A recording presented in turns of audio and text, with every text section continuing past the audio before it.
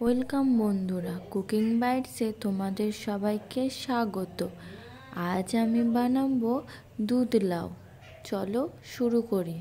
প্রথমে কড়াইতে সর্ষের তেল দিয়ে তার মধ্যে বড়িগুলো দিয়ে আমি ভালো করে বড়িগুলো লাল লাল করে ভেজে নেব।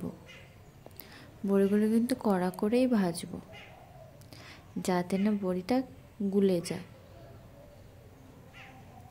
বড়িগুলোকে ভাজা হয়ে গেলে এবার বড়িগুলো তুলে নিচ্ছি। ওই তেলের মধ্যে একটু সামান্য তেল দিয়ে দুটো তেজপাতা, 3টে শুকনো লঙ্কা ও সামান্য গোটা জিরে দিয়ে দিলাম।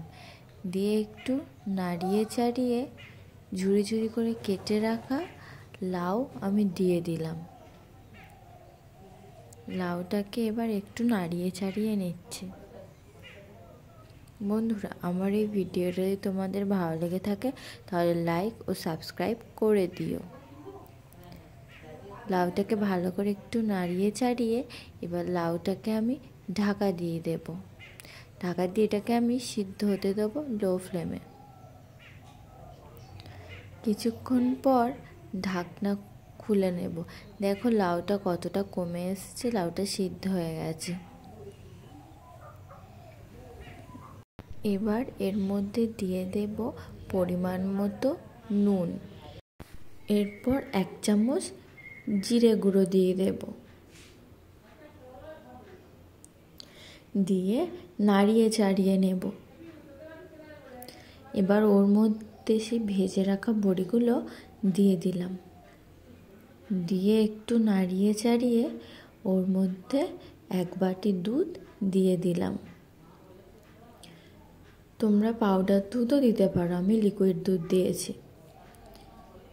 অনেক সময় দুধ ফেটে যায়, দুধের মধ্যে ময়দা বা কর্নফ্লাওয়ার মিশিয়ে নিলে দুধটা আর ফেটে যাবে না। ভালো করে মিশিয়ে এবার ওটাকে আমি ঢাকনা দিয়ে দেব বড়িটা সিদ্ধ হওয়ার জন্য। কিছুক্ষণ পর ঢাকনাটা খুলে একটু নাড়িয়ে চাড়িয়ে এর মধ্যে চিনি দিয়ে দেব। চিনি দিয়েও একটু নাড়িয়ে চাড়িয়ে নিলাম। এবার এর মধ্যে 4টে চিড়ে রাখা কাঁচা লঙ্কা আমি দিয়ে দিলাম। দিয়ে নাড়িয়ে চাড়িয়ে একটু ফুটিয়ে গ্যাসের ফ্লেমটা বন্ধ করে নামিয়ে নেব। তোমরা এটা গরম ভাত বা রুটির সাথে খেতে পারো, খুবই সুন্দর লাগবে। বন্ধুরা, আজ এই পর্যন্ত। আবার আসবো অন্য কোনো রান্নার ভিডিও নিয়ে। ধন্যবাদ।